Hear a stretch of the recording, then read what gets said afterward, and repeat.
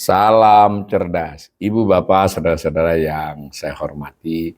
Sesi komentar berita kali ini akan membacakan berita terkait pernyataan Pak Purbaya tentang penyampaian dari Pak Prabowo, momen Prabowo yang disampaikan kepada Purbaya, Pak Purbaya menyampaikan kepada kita. Nah, judulnya Purbaya ungkap momen Prabowo kecewa, dana TKD diselewengkan Pemda. Ditayangkan oleh CNBC Indonesia pada tanggal 12 Desember 2025 jam 7 pagi ya. Ini ada gambar Pak Purbaya, tapi di kesempatan yang berbeda. Beritanya begini, Menteri Keuangan Purbaya Yudisadewa mengungkapkan Presiden Prabowo Subianto sempat kecewa anggaran transfer ke daerah kerap diselewengkan oleh pemerintah daerah. Kekecewaan itulah yang membuat anggaran TKD untuk 2026 dipangkas sangat dalam di rancangan anggaran pendapatan dan belanja negara RAPBN 2026 menjadi 649 triliun, 650 lah ya kita bulatkan. Dari sebelumnya di APBN 2025 itu 919,87, 920 ya. Jadi luar biasa, ini 920 dikurangi 650 itu kurang lebih mengalami penurunan 270 ya triliun. Jadi ini satu besaran yang luar biasa. Nah, lanjut lagi mengutip Pak Purbaya, kita lihat kondisi kebatinan di sana seperti apa waktu itu dirancang lah kurang lebih ya. Rupanya beliau Presiden Prabowo maksudnya ini kecewa belanja daerah diselewengkan, kata Purbaya dalam acara dialog interaktif pemerintah pusat dan daerah. Nah, judulnya DPRD Kuat Daerah Berdaya pada hari Kamis di Jakarta, seperti itu.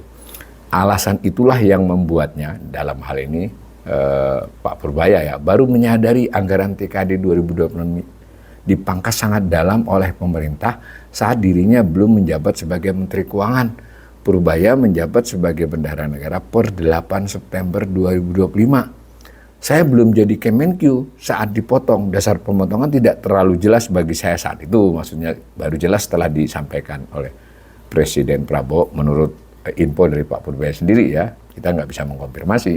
Kenapa dipotong 50 triliun, 60 triliun, 70 triliun, mana bisa hidup daerah kata Purbaya.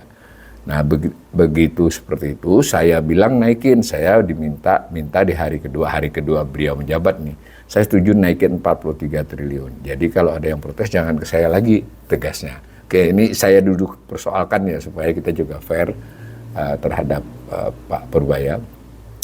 Jadi anggaran APBN 2025 itu memang tadi kita bulatin ya 920 triliun. Kemudian di awal tahun 2025 ada impres tentang efisiensi yang pada dasarnya adalah pemotongan meskipun nanti sebagian dialokasi.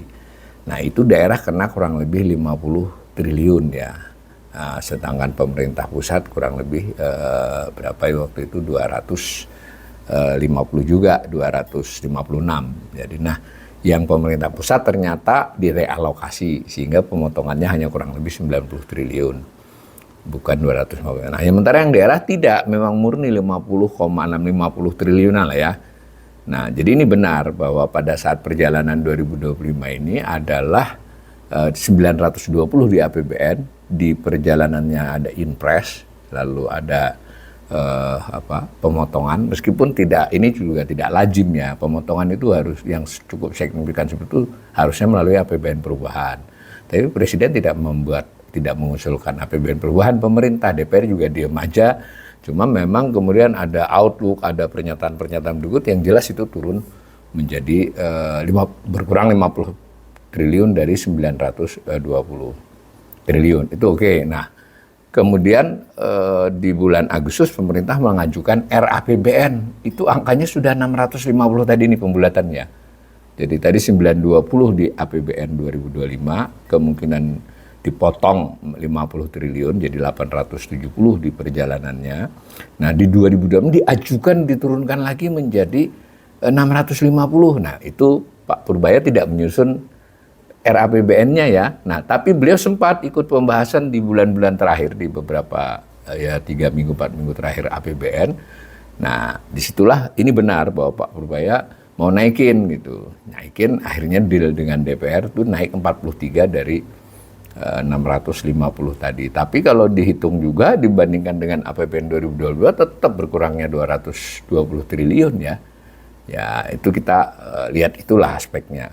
Nah, kemudian Pak Purbaya menyampaikan bahwa Presiden ini lebih kecewa karena ada penyalahgunaan. Saya kira ini yang saya berulang kali karena ingin mengatakan, saya tidak berpendapat sebagai ekonom bahwa tidak terjadi penyelewengan, ada aparat yang korup, ada penyalahgunaan, tapi tidak gebiah-uyah begitu. Masa seluruh Pemda, seluruh daerah, kan itu kan berlebihan, itu harus dibuktikan ya. Karena kalau memang dia penyelewengan, mengapa tidak diangkat ke penegakan hukumnya? Kenapa tidak diangkat sebagai temuan? Kalau betul itu penyelewengan kan? Ini kan jadi opini yang dibangun tanpa pemerintah daerah bisa juga mengatakan apa-apa. Argumen lain yang dari para narasumber saya di kanal ini, kalau soalnya adalah korupsi, memang di pusat tidak ada korupsi. Apa mau dihapuskan anggaran kementerian yang memiliki korupsi? Kan tidak begitu. Dan yang ketiga, ini bukan hanya pendapat saya, ya lebih bagus terus terang saja. Saya setuju, bukan setuju ya, artinya apa argumennya mengurangi dan tahapnya seperti apa. Yang ditangkap oleh publik adalah pengurangan itu karena untuk MBG, karena untuk program-program prioritas, duit nggak cukup, dia potong daerah paling banyak, dipindah daerah atau nggak bisa apa-apa. Nah kalau yang begini kan narasi bahwa lu korup maka gua potong, ini kan kena double. Mereka sudah kena masalah dipotong sehingga akan kesulitan untuk menyesuaikan APBD 2026 dan itu dampaknya kemungkinan besar kepada layanan publik, kemungkinan besar kepada pengurangan jumlah pegawai kontrak dan honorer Pemda, dan juga beberapa acara kegiatan yang mungkin ada daya ungkitnya terhadap kinerja perekonomian masyarakat itu akan berkurang. Nah, opininya adalah opini karena mereka korup. Saya kira ini harus jelas dulu bahwa ada itu hak presiden ya. Asal disetujui DPR. Nah, ini juga DPR kan. Nah, makanya ini acaranya di DPR dan DPD, saya tidak tahu suasananya bagaimana, apakah ada perlawanan narasi dari DPR dan Dewan Perwakilan Daerah. Tetapi pengurangan alokasi itu satu hal, tuduhan bahwa terjadi korupsi atau penyalahgunaan atau apapun itu hal lain. Yang kedua ini tidak bisa dengan narasi menteri, apalagi narasi presiden pun nggak bisa, ini harus dengan bukti-bukti hukum. Nah, kalaupun benar, mengapa tidak itu yang diperbaiki? Oke, kalau kemudian ada upaya pengurangan supaya program prioritas bisa jalan, masa se-ekstrim itu, secepat itu 20% kan pengurangannya seketika dari sisi daerah. Dan beberapa daerah bisa jadi ada yang lebih besar. Kalau daerah-daerah yang selama ini ketergantungan kepada pusat 70 hingga 80% tingkat 2, dikurangi lagi, kita tidak tahu nanti apa yang terjadi di APBD mereka 2026. Tapi tidak masalah lah kalau memang dipecahkan dengan cara yang tepat. Bahkan ada lagi narasi lain dari pemerintah. Toh kegiatan pemerintah pusat itu ada di daerah-daerah tadi seperti MBG, Kopdes. Lu dari dulu kan memang begitu. APBN pusat itu masa mau di luar Indonesia dilaksanakannya? Ya di daerah Indonesia. Tetapi pembagian antara belanja pusat dan belanja daerah itu bukan soal dia tidak untuk masyarakat di daerah, seluruh kegiatan pusat maupun daerah itu untuk seluruh masyarakat di berbagai daerah Indonesia. Tetapi kan ada pembagian dengan maksud efektivitas, efisiensi, karena salah satu semangatnya kalau daerah membelanjakan sendiri mereka lebih tahu persoalan, lebih memahami dan juga mungkin lebih bisa efektif. Oke. Nah, tetapi kalau dalam perjalanannya kemudian itu ada permasalahan oknum atau apapun korupsi, nah itu yang dibenahi. Kalaupun mau dikurangi, ya dilihat yang benar-benar kebanyakan yang dikurangi. Bukan secara umum seperti itu pendapat saya. Nah, saya bacakan lagi ya. Meski begitu, Purbaya memastikan dirinya akan terus membantu Pemda untuk kembali menormalisasi anggaran TKD pada 2026. Gimana menormalisasi? Orang APBN-nya sudah, Pak Purbaya sudah berhasil nambah 43 tuh dari pemotongan kurang lebih dari 820 menjadi 650 itu kan 270 dikurangi ditambahin lagi 40-an, jadi tinggal 230, 225.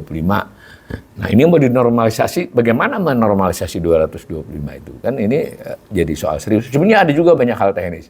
Apakah ada perubahan formula menghitung dana alokasi umum? Apakah ada terjadi perubahan pola menghitung dana bagi hasil? Dan itu harus ada dasar hukumnya, ada peraturan menterinya. Bahkan dalam beberapa hal mungkin terkait dengan peraturan presiden. Nah saya baca lagi nih. Kuartal 4 2025 dan kuartal 1 tahun depan perbaiki belanja. Penyerapan anggaran jangan ada bocor. Kalau bagus saya yakin kuartal 2 tahun depan ekonomi lebih bagus dari sekarang. Kalau enggak saya juga dipecat Tutur Purbaya. Ini benar Pak Purbaya kalau dalam konteks ini. Tapi juga Pak Purbaya mestinya kan sudah diberi informasi oleh jajaran di bawahnya bahwa belanja pemerintah pusat itu cash flow-nya ya bisa lambat. Itu tidak selalu karena mereka lambat membelanja, kan bisa saja lambat karena proses negosiasi bagaimana dia dikirimi transfer, kan masing-masing itu waktunya berbeda-beda untuk jenis-jenis itu ya. Ini menunggu laporan, verifikasi dan sebagainya harus juga dilihat di pusat. Keterlambatan itu juga sebagiannya pastilah ada kaitannya dengan mekanisme hubungan pusat daerah dan keputusan pusat maupun administrasi transfernya. Nah, Purbaya memastikan sih anggaran pemerintah sangat mencukupi untuk kembali menormalisasi anggaran TKD kuartal 2 2025. Kalau ini menurut saya isapan jempol ini. Orang jelas APBN 2025 lalu 2026 yang dirancang itu defisitnya lebar. Ya maksud, dan dia nyuruh, Pak Purbaya nyuruh udah menteri cepet belanja yang benar, daerah benar. Kalau semua belanjanya benar ya nggak cukup lagi kan. Saya tidak paham ini optimisme ini atas dasar apa ini. Sebenarnya bukan soal optimis atau pesimis, tapi ini harus dipecahkan secara teknis pengelolaan fiskal yang benar, pasti, dan transparan. Dan seterusnya lah. Tapi kita tetap mengapresiasi ya bahwa Pak Purbaya di hadapan DPR, DPD, di hadapan ini daerah dengan topik itu ya memberikan harapannya nanti pada saatnya bisa pulih untuk daerah itu. Tapi sekali lagi sudah banyak pandangan pemotongan itu lebih karena kebutuhan anggaran makan bergizi gratis dan beberapa anggaran prioritas lain yang membutuhkan biaya. Mudah-mudahan dinamika soal ini segera selesai karena sebentar lagi 2026 itu adalah tahun ujian untuk pemerintahan Prabowo bisa running sesuai rencananya atau bahkan lebih cepat atau malah di bawah harapan dari pemerintah sendiri.